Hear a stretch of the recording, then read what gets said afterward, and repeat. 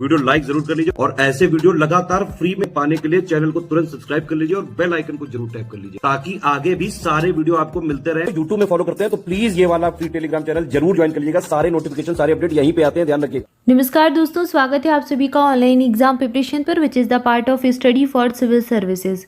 दोस्तों आज की वीडियो में पर्यायवाची शब्द देखेंगे और इसके पहले भी हम कई सारे पर्यायवाची शब्द देख चुके हैं, कई सारे वर्णों से बनने वाले पर्यायवाची शब्द देख चुके हैं। अगर आपने नहीं देखा है तो आप चैनल पर जाकर देख सकते हैं, प्लेलिस्ट बनी हुई है सामान्य हिंदी विषय के नाम से। ये वीडियो आपका जो है ये आपके किन किन एग्जाम के लिए इंपॉर्टेंट होगा एक बार ये देख लेते हैं। आप अगर यूपी SSC PT की तैयारी कर रहे हैं तो ये वीडियो देख सकते हैं। वहाँ पर आपके सामान्य हिंदी विषय पूछी जाएगी और वहाँ पर पर्यायवाची शब्द भी पूछे जाते हैं। साथ ही साथ वीडियो री एग्ज़ाम के लिए इंपॉर्टेंट रहेगा और ये जूनियर असिस्टेंट का जो एग्ज़ाम होने वाला है यूपी SSC के तहत, उसके लिए भी इम्पॉर्टेंट रहेगा। तो RO का एग्ज़ाम भी अगर आप दे रहे हैं तो इसके लिए भी इम्पॉर्टेंट हो जाएगा। आप कोई भी आप एग्ज़ाम दे रहे हैं जहाँ पर सामान्य हिंदी पूछी जाएगी तो आपके लिए ये वीडियो इंपॉर्टेंट हो सकता है। पूरा वीडियो ध्यान से देखें। चलिए स्टार्ट करते हैं। आज हम देखने वाले हैं माँ वर्ण से बनने वाले पर्यायवाची शब्द। सबसे पहला शब्द जो हम देखने जा रहे हैं मंदिर। मंदिर के पर्यायवाची क्या होते हैं? मंदिर को देवालय भी कहते हैं क्योंकि देव का आलय होता है। आलय से तात्पर्य क्या होता है? आलय यानी कि घर, गृह, जहाँ पर कोई रहता है, और देव जहाँ पर रहते हैं उनको देवालय कहेंगे। देव स्थान क्योंकि देव का स्थान है। देव गृह क्योंकि देव का गृह है। देव यानी देवता। ईश, देवता को ईश भी कहा जाता है, ईश्वर कहा जाता है, और ईश्वर का संक्षिप्त हो जाएगा ईश, तो ईश ग्रह है। पूजा का ग्रह होता है, पूजा पाठ करते हैं वहाँ पर, तो पूजा ग्रह हो जाएगा। शिवालय भी कहते हैं क्योंकि देवों के देव को शिव कहा जाता है, इसलिए शिवालय कह देते हैं, और शिवाला भी कहा जाता है। तो ये सभी मंदिर के पर्यायवाची हो जाएंगे। अगला शब्द है मंगल। मंगल यानी कि कोई अच्छा काम होना, और अच्छे काम को किससे जाहिर करेंगे? हित से, कल्याण से, भलाई से, उपकार, भला, नेकी और परोपकार, ये सभी मंगल के पर्यायवाची हो गए। इसके बाद अगला शब्द दिया गया है मंजुल। मंजुल के पर्यायवाची होते हैं चित्ताकर्षक, कोई ऐसी चीज़ जो आपके हृदय को आकर्षित करे। चित्त से तात्पर्य क्या है? मन से, हृदय से। जो मनोरम हो, मन को अच्छी लगने वाली हो, मन को हरने वाली हो, मनोहर हो, लुभाने वाली हो तो लुभावन और मनहर, ये सभी इसके पर्यायवाची हो गए। फिर आगे शब्द दिया गया है मंडित। मंडित के पर्यायवाची होते हैं विभूषित, सुशोभित, सज्जित, सुसज्जित, अलंकृत और अमलंकृत, ये सभी मंडित के पर्यायवाची हो गए। इसके आगे शब्द दिया गया है मंदन। मंदन यानी कि किसी चीज़ का मंद होना, धीमा होना, ठीक है। तो मंद हुआ, धीमा हुआ, अशीघ्र हुआ, बेगहीन हुआ, और अद्रुत यानी कि जिसकी द्रुत गति नहीं है, तीव्र गति नहीं है, जिसका बेग धीमा है, उसको अद्रुत कहेंगे। तो ये सभी मंदन के पर्यायवाची हो गए। फिर आगे शब्द दिया गया है मक्कार। मक्कार किसको कहते हैं? जो चालबाजी करे, जो काम सही तरीके से ना करे, जो अपना काम करने में हृदय चुराए, तो उसको मक्कार कहते हैं, ठीक है। जो धोखेबाजी करे तो उसको धूर्त कहा जाता है, दगाबाज कह देते हैं, खोटा कह देते हैं। छल करने वाला होता है तो छली कह देते हैं। वंचक, प्रपंची, चालबाज, ये सभी मक्कार के पर्यायवाची बनेंगे। फिर आगे शब्द दिया गया है मक्खन। मक्खन क्या होता है? जो दूध में से निकलता है, मक्खन उसको कहते हैं। और दही सार, दही से निकलता है, दूध से दही बनता है, फिर दही से मक्खन निकलता है, तो दही का जो सार होता है उसको मक्खन कहते हैं। बहुत स्वादिष्ट भी होता है, कृष्ण जी इसको खाया करते थे, तो दधी सार होता है, माखन कह देते हैं। नवनीत कहा जाता है मक्खन को, और लौनी भी कहा जाता है। ये सभी मक्खन के पर्यायवाची हैं। फिर आगे शब्द दिया गया है मधु। मधु क्या है? जो शहद होती है उसको मधु भी कहते हैं, मीठी मीठी होती है। बसंत ऋतु कहते हैं। शराब, मदिरा, शराब को भी मधु कहा जाता है, शराब का पर्यायवाची मधु भी बनता है। मदिरा, चैत्य मास, कुसुकासव या फिर मकरंद, पुष्पासव, माक्षिक, आशव, भ्रमराज, माछीक और सुधा, ये सभी मधु के पर्यायवाची हो जाएंगे। मधु क्या है? ये फूलों के रस से बनती है। फूलों जो है जो मधुमक्खियाँ होती हैं, ये फूलों का रस लेकर उससे बनाती हैं, तो ये इसलिए इसको सुधा भी कहा जाता है, मकरंद भी कहते हैं, कुसुकासव भी कहा जाता है, माच्छिक भी कहते हैं क्योंकि मधुमक्खियों किससे बनती है ये। तो इस प्रकार से पुष्पासव भी इसको कहा जाता है क्योंकि पुष्प से इसका निर्माण होता है। तो ये मधु के पर्यायवाची हो जाएंगे, ठीक है। फिर अगला शब्द है महादेव। महादेव के पर्यायवाची शिव, शंभु, शंकर, हर, महेश, गिरीश, चंद्रशेखर, नीलकंठ, रुद्र भी कहा जाता है। तीन लोचन यानी कि त्रिनेत्र होते हैं, त्रिलोचन कहा जाता है। त्रिपुरारी कहा जाता है तीनों लोकों के कर्ता धर्ता होते हैं। त्रिपुरारी कहा जाता है। गंगाधर कहते हैं क्योंकि गंगा को अपने सिर पर धरे हुए हैं। उमापति कहा जाता है क्योंकि पार्वती जी के पति हैं और पार्वती जी का अन्य नाम उमा होता है।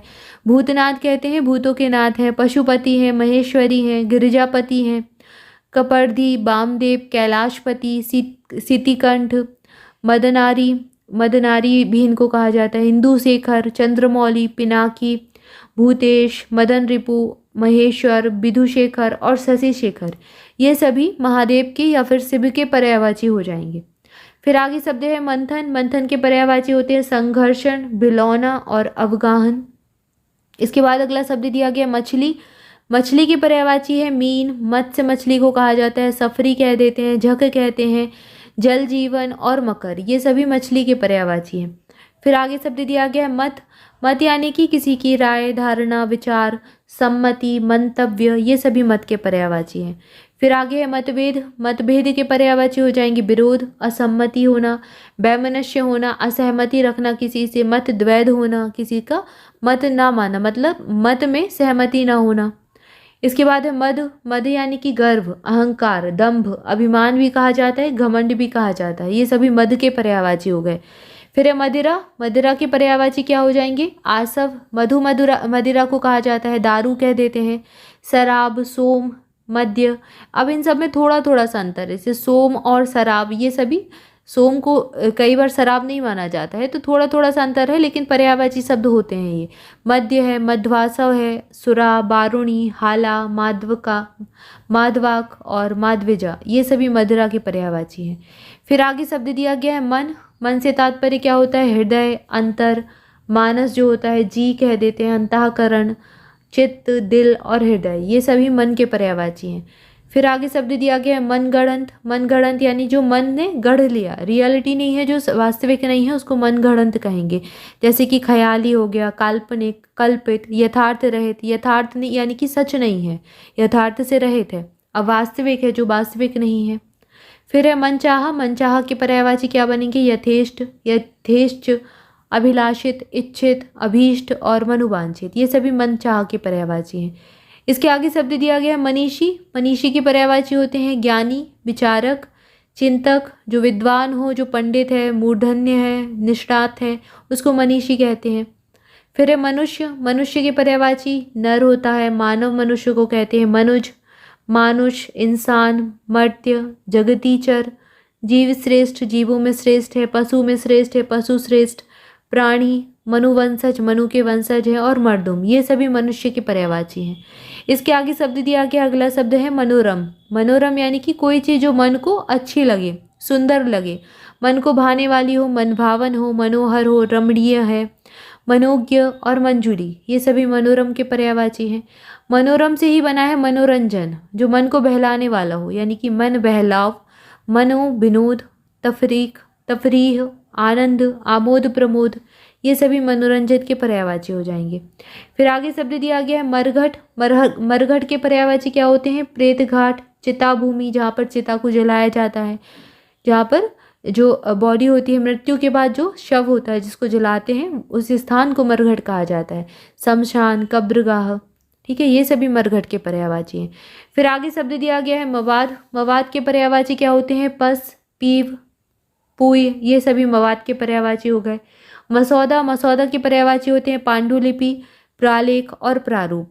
महक। महक यानी कि सुगंध, खुशबू, परिमल, बास, सुवास, ये सभी महक के पर्यायवाची हो जाएंगे। फिर आगे शब्द दिया गया है महत्व। महत्व यानी कि किसी चीज़ का अच्छा होना, किसी चीज़ का इम्पोर्टेंट होना, जैसे महात्म्य हुआ, महत्ता हुई, बड़ाई हुई, ये सभी महत्व के पर्यायवाची हो गए। फिर आगे शब्द दिया गया है महात्मा। महात्मा के पर्यायवाची होते हैं कोई बड़ी आत्मा, अच्छी आत्मा, उसको महात्मा कहते हैं, जैसे महामना, महाशय, महानुभाव और महापुरुष, ये सभी महात्मा के पर्यायवाची हो गए। फिर आगे शब्द दिया गया है महावत। महावत के पर्यायवाची होते हैं हाथीवान, पीलवान, महापात्र। फिर आगे है महिमा। महिमा के पर्यायवाची हो जाएंगी गरिमा, महात्म्य, गौरव, बड़ाई, महत्ता, गुरुता, बड़प्पन, महत्व और मान, इसके अलावा सम्मान भी, ये सभी महिमा के पर्यायवाची हो गए। फिर आगे शब्द दिया गया है मांगलिक। मांगलिक के पर्यायवाची होते हैं शुभकर, कोई अच्छा काम होना, शुभ, मंगलकारी, मंगलदायक, कल्याणकारी और शुभदा, ये सभी कैसे बनेंगे, ये मांगलिक के पर्यायवाची बन जाएंगे। इसके बाद अगला शब्द दिया गया है मातहत। मातहत के पर्यायवाची क्या होते हैं, अधीनस्थ होता है, अवर होता है, निम्न पदस्थ होता है, यानी कि जो अधीन हो किसी चीज़ के, निम्न पदस्थ यानी निम्न पद पर स्थित हो उसको निम्न पदस्थ कहेंगे, तो उसको मातहत कहा जाए। ये सभी मातहत से मिलते जुलते शब्द हैं, मातहत के पर्यायवाची बनेंगे। फिर आगे शब्द दिया गया है माँ। माँ के पर्यायवाची क्या होते हैं, माँ को माता कहा जाता है, मात्र कहा जाता है, मातु भी कह देते हैं, मातरी, मैया, महतारी, अम्मा कहते हैं, जननी कहा जाता है, जनित्री क्योंकि जन्म देने वाली होती है, जनन देने वाली होती है तो जनित्री कहते हैं, धारण करने वाली होती है तो धात्री कहते हैं, प्रशु कहते हैं, अंबिका, जन्मदात्री, अम्मा, माई, जन्मदायिनी और प्रशु, ये सभी माँ के पर्यायवाची हो जाएंगे।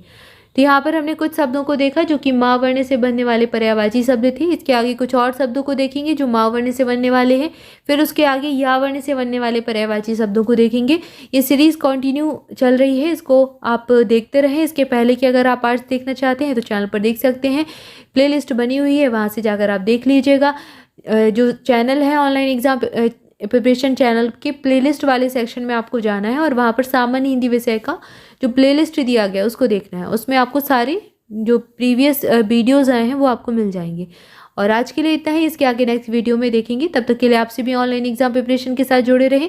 स्टडी फॉर सिविल सर्विसेज की फ्री टेलीग्राम ग्रुप को ज्वाइन करने के लिए डिस्क्रिप्शन में दी गई लिंक पर क्लिक कर सकते हैं, वहाँ से आप ऑफिशियल चैनल तक पहुँच जाएंगे।